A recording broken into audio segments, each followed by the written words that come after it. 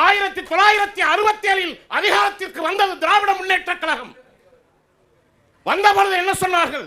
காங்கிரஸ் என்கின்ற பேராய கட்சி, ஜமீன்தார் கட்சி, சாதி ஆதிக்கம் நிறைந்த கட்சி என்று நீங்கள் அன்றைக்கு முழங்கிவிட்டு இன்றைக்கு அதே காங்கிரஸை, செத்துப்போன காங்கிரஸை தோளில் தூக்கி வைத்துக் கொண்டு அலைந்து கொண்டிருக்கின்றீர்கள்.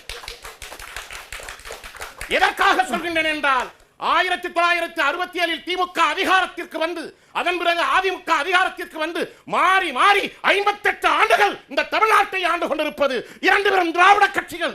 இந்த இரண்டு பெரும் திராவிட கட்சிகளில் ஆட்சி காலத்தில் தான் தமிழ்நாட்டின் அத்தனை உரிமைகளும் டெல்லி எஜமானர்களுக்கு விட்டுக் கொடுத்தார்கள்.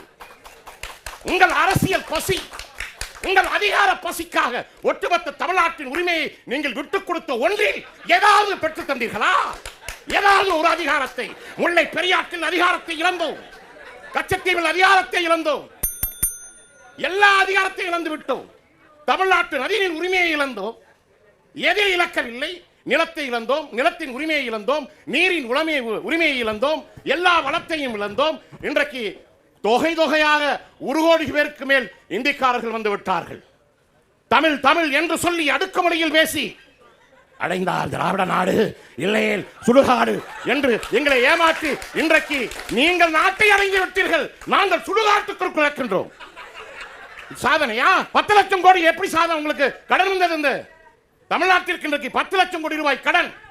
ஏற்கனவே அதிமுக ஆட்சியில் பாதி கடன், இன்றைக்கு திமுக ஆட்சியில் பாதி கடன். இதெல்லாம் யாருக்கு?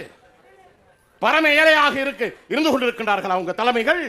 இந்த உரிமையை மீட்டெடுக்க வேண்டும் என்றால் நாம் தமிழர் கட்சியின் தலைமை ஒருங்கிணைப்பாளர் தமிழ்நாட்டையும் தமிழ் மக்களையும் தமிழ் மொழியையும் தமிழர் உரிமையையும் நேசிக்கின்ற அந்த தலைவன் தான் உண்மையான முதலமைச்சர் வேட்பாளர் என்று கூறி என் வாதத்தை நிறைவு செய்கின்றேன்.